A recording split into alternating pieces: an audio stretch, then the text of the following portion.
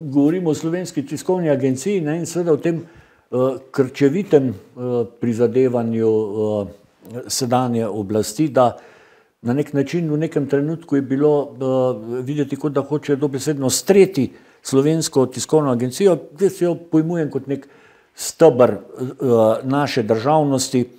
Jaz se tudi prve novice seveda spomnim, ki jo je poslala Slovenska tiskovna agencija v eter. Morda ljudje niti ne vedo... Takrat je bil še Dejan Verčič, ja. Ja, morda ljudje niti ne vedo, zakaj je vloga neke tiskovne agencije v medijskem prostoru tako pomembna, ne? Da se, na primer, oblast tako krčevito prizadeva jo popolnoma podrediti, vzeti pod nadzor, oziroma gre tako daleč, da to doseže na način, da je ne financira in bi jo raje pustila umreti, kot pa, da je ne bi nadzorovala. Ta naša STA je res, jaz bi rekel, kar dragulj, ne.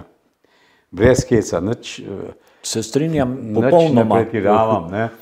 Začeli so iz nič z ljudmi, ki so imeli čist mal ali pa nič prakse in so se naučili te obrti, ker tle je veliko obrti, kot pri vsaki drugi stvari. In je bila agencija, jaz sem jo nenehno, tudi v Rimu sem nenehno odpiral, ker sem jo imel pa čez Delovo, ne. Mrežo sem lahko noter, ker je bila res nepristranska, no. Zdaj, če je bila kdaj kakšna novica, ki je šla komu v nos, naj gre, saj nič hudega.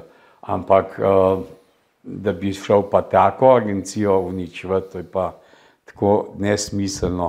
No, to je bil pa prvo zborovanje, ker sem se ga udeležil, jaz ne hodim na nobeno politično zborovanje, na noben pohod. Ampak, ko je šlo za STA, sem pa šel tja pred STA resnično, ne.